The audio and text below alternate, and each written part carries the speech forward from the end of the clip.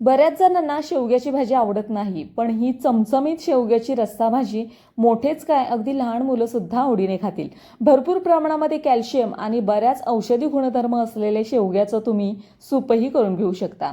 शरीरासाठी अतिशय पौष्टिक असणाऱ्या शेवग्याची चमचमीत रस्सा भाजी आज आपण बनवणार आहोत. तुम्हाला जर माझ्या रेसिपीज आवडत असतील तर चॅनलला सबस्क्राईब करायला मात्र विसरू नका.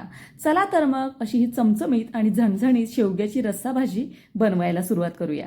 तर मी इथे शेवग्याच्या शेंगा घेतलेल्या आहेत, स्वच्छ धुवून घेतलेल्या आहेत. शेवग्याच्या शेंगा घेताना मीडियम साईजच्या बघून घ्यायच्या, जास्त जाड किंवा जास्त बारीक पण घ्यायच्या नाहीत. जाड घेतल्यात तर त्याच्यातल्या ज्या बिया असतात त्या कडक लागतात आणि शेवगा व्यवस्थित चवीला लागत नाही आणि तो शिजायलाही व्यवस्थित शिजत नाही. तर ह्या पद्धतीने तुम्हाला कट करून घ्यायच्या आहेत. जर तुम्ही कढईमध्ये भाजी बनवणार असाल तर शेवग्याच्या ह्या शिरा आहेत त्या हलक्याशा काढून घ्यायच्या, सगळ्या काढून घ्यायच्या नाही. आणि जर कुकरमध्ये जर तुम्ही ही भाजी बनवणार असाल तर शेवग्याच्या शिरा काढू नका, कारण मग शेवग्याची शेंग जास्त शिजली जाते आणि ती व्यवस्थित खाता पण येत नाही. तर हे बघा, ह्या पद्धतीने मी कट करून घेतली आहे. ही शेवग्याची भाजी मी कढईमध्ये घालणार आहे, त्याच्यामुळे हलकशा शिरा मी काढून घेतलेल्या आहेत. आणि जर कुकरमध्ये तुम्ही घालत असाल तर ह्या शिरा काढू नका. तर ह्या स्वच्छ मी धुवून घेतलेल्या आहेत. ह्या पद्धतीने तुम्हाला कट करून घ्यायच्या आहेत. गॅसवरती कढई ठेवलेली आहे आणि कढईमध्ये हलकंसं तेल घेतलेलं आहे. ह्या तेलामध्ये आपल्याला कांदा छानसा भाजून घ्यायचा आहे. कांदा भाजताना लक्षात ठेवायचं, हलकंसं तेल टाकायचं आणि नंतरच कांदा छान असा भाजून घ्यायचा. तेलामध्ये कांदा छान असा भाजून घेतला की कढई पण करपत नाही आणि कांदाही छान असा गुलाबी रंगावरती भाजून तयार होतो. कांदा छान असा भाजला की त्याच्यामध्ये टाकायचं आहे खोबरं. खोबरं लालसर होईपर्यंत आपल्याला भाजून घ्यायचं आहे. त्याच्यानंतर टाकायचं आहे लसूण. लसूणच्या मी 4 ते 5 पाकळ्या घेतलेल्या आहेत.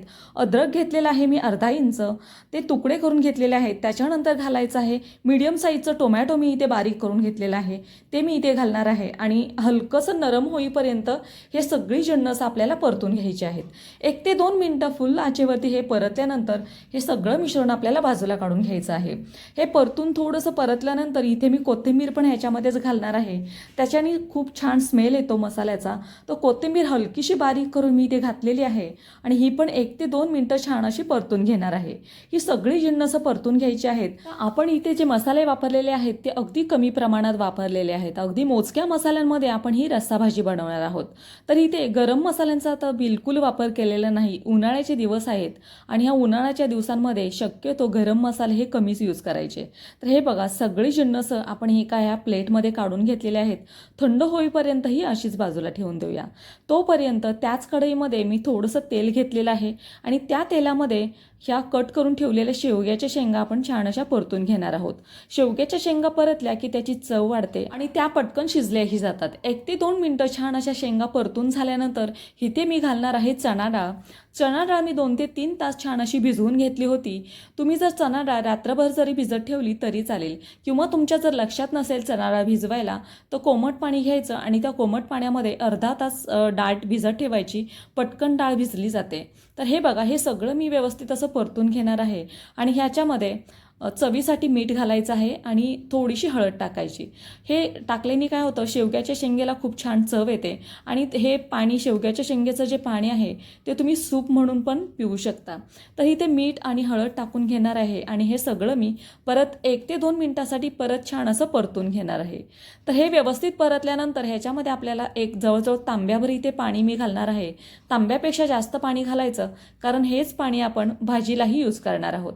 तर हे शेवग्याची जी भाजी आहे ती तुम्ही कुकरमध्येही घालू शकता. अगदी ही प्रोसेस अशाच प्रोसेसनी तुम्ही शेवग्याची भाजी आहे ती कुकरमध्ये पण करू शकता. तर कुकरच्या शिट्ट्या आहेत त्या जास्त होऊन द्यायच्या नाहीत. अगदी 1 ते 2 शिट्ट्या काढायच्या आणि गॅस बंद करायचा.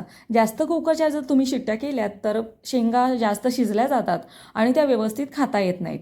तर हे मी ते जवळजवळ 1 ते 1.5 तांब्या एवढं पाणी ओतलेलं आहे. शिजण्यासाठी हे एवढं पुरेसं आहे आणि भाजीला हेच पाणी आपण यूज करणार आहोत. तर शेवग्याच्या शेंगा शिजेपर्यंत आपण इथे मसाला करून घेऊया. मसाला करताना ह्याच्यामध्ये थोडंसं पाणी घाला, म्हणजे ह्याची छान अशी बारीक पेस्ट तयार होते. व्यवस्थित असं बारीक करून घ्यायचं, म्हणजे आपण जे रस्सा भाजी बनवणार आहोत त्याच्यामध्ये पूर्ण मसाले असे मिक्स होतात. छान अशी घट्टसर भाजी तयार होते. शेवग्याच्या शेंगा आणि ही डाळ आहे हे शिजायला जास्त वेळ लागत नाही. अगदी 1 ते 2 मिनिटं आपण हे छान असं तेलावरती परतून घेतलं होतं, त्याच्यामुळे हे पटकन शिजलं जातं. तर हे बघा, 10 मिनिटं झालेले आहेत आणि तुम्ही बघू शकता मस्त असे शेवग्याचं सूप तयार झालेलं आहे. शेवग्याच्या शेंगा पण छान अशा शिजलेल्या आहेत. ह्याच्यावरती थोडीशी कोथिंबीर टाकायची आणि हे सूप अगदी तुम्ही लहान मुलांना मोठ्यांनाही देऊ शकता. अगदी ज्यांना शेवग्याच्या शेंगा आवडत नाहीत खायला त्यांना हे सूप अगदी दिलं तर ते अगदी चवीने पितील. तर हे बघा, इथे आपण कोथिंबीर टाकलेली आहे, हळद मीठ टाकलेलं आहे, त्याच्यामुळे त्याचा कलर आणि चवही अप्रतिम लागते. तर हे शेवग्याचं सूप तुम्ही एकदा नक्की करून बघा. तर आपण डाळ चेक करूया शिजले का नाही ती. तर व्यवस्थित अशी डाळ पण आपली शिजलेली आहे. फक्त 10 मिनिटात ही चणा डाळ आपली छान अशी शिजून तयार झालेली आहे. हे सगळं मिश्रण आपण एका बाउलमध्ये काढून घेऊया. हे सगळं मिश्रण एका बाउलमध्ये काढून घेतल्यानंतर त्याच कढईमध्ये दुसरी प्रोसेस आपण करणार आहोत. थोडंसं तेल घेतलेलं आहे. तेल तुम्ही तुमच्या आवडीप्रमाणे कमी जास्त करू शकता. मी इथे 1.5 पळी तेल घेतलेलं आहे. तुम्ही इथे जास्त तेलही घेऊ शकता. त्याच्यानंतर इथे आपण घेणार आहोत लाल तिखट. आता लाल तिखट तुम्ही तुमच्या आवडीप्रमाणे चवीप्रमाणे कमी जास्त करू शकता. हलकंसं तेल गरम झालं की हे लाल तिखट आपण तेलावरती छान असं परतून घेणार आहोत. कांदा लसूण मसाला इथे मी वापरलेला आहे आणि ह्या कांदा लसूण मसाल्याची जर तुम्हाला रेसिपी बघायची असेल तर व्हिडिओ अपलोड केलेला आहे. अगदी 2 किलोचा मसाला कसा बनवायचा किंवा कोणते साहित्य घालायचं त्याच्यामध्ये, प्रमाण किती वापरायचं, हे सगळं मी व्हिडिओमध्ये सांगितलेलं आहे. तुम्ही तिथे जाऊन बघू शकता. तर हे सगळी जिन्नस आपण छान असे तेल सुटेपर्यंत छान परतून घेणार आहोत. तर हे सगळ्या मसाल्यांना छान असं तेल सुटलेलं आहे. तुम्हाला जर इथे गरम मसाला आवडत असेल, तुम्हाला जर घालायचं असेल तर तुम्ही इथे 1 चमचाभर गरम मसालाही घालू शकता. तर हे सगळं व्यवस्थित परतल्यानंतर आपण जे शेवग्याचं पाणी शेवगा शिजवून ठेवला होता, तर हे शेवग्याचं पाणी आपण इथे घालून घेणार आहोत. शेवग्याचं पाणी घालताना दुसरं पाणी इथे वापरू नका. जे आपण शेवग्याचं शिजवलेलं पाणी आहे, शेवग्याबरोबर ह्या शेंगा वगैरे सगळं आपल्याला इथे हे पाणी घालायचं आहे. तर तुम्हाला इथे जर जास्त पातळ ग्रेव्ही बनवायची असेल तर तुम्ही इथे पाणी जास्त ॲड करा. थोडंसं पाणी ॲड केलं तरी चालेल. पाणी घालताना गरम पाणी घालायचं, म्हणजे पटकन ह्याला उकळी येते आणि पटकन भाजी तयार होते. तर हे बघा, मी जे शेवग्याचं शिजवलेलं पाणी होतं तेवढंच मी इथे वापरलेलं आहे. एक्स्ट्रा पाणी मी इथे टाकलेलं नाही. आणि हे शेवग्याची भाजी झाकण ठेवून जवळजवळ 5 ते 6 मिनटं मी अशीच उकळून दिली. तुम्ही बघू शकता 5 ते 6 मिनटानंतर छान अशी घट्टसर ग्रेव्ही तयार झालेली आहे. मला अजूनही घट्टसर थोडीशी बनवायची आहे, त्याच्यामुळे थोडा वेळ मी अजूनही कडक ठेवणार आहे. तुम्हाला जर अशीच हवी असेल तर तुम्ही ह्या स्टेजवरतीही गॅस बंद करू शकता. तर ही रस्सा भाजी होण्यासाठी जास्त वेळ लागत नाही.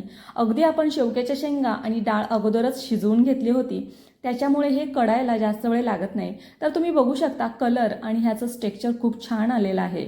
अगदी आपण चणा डाळ वापरलेली आहे, त्याच्यामुळे अगदी घट्टसर ही ग्रेव्ही झालेली आहे. जर तुम्हाला अजून घट्ट हवी असेल तर पाण्याचं प्रमाण आहे हे कमी ठेवा. तर मस्त अशी लालसर शेवग्याची ही झणझणीत भाजी तुम्हाला कशी वाटली मला कमेंट बॉक्समध्ये नक्की सांगा. तुम्हाला जर माझ्या रेसिपीज आवडत असतील तर चॅनलला लाईक, शेअर, सबस्क्राईब करायला मात्र विसरू नका. चला तर मग पुन्हा भेटूया अशाच एका नवीन व्हिडिओमध्ये. तोपर्यंत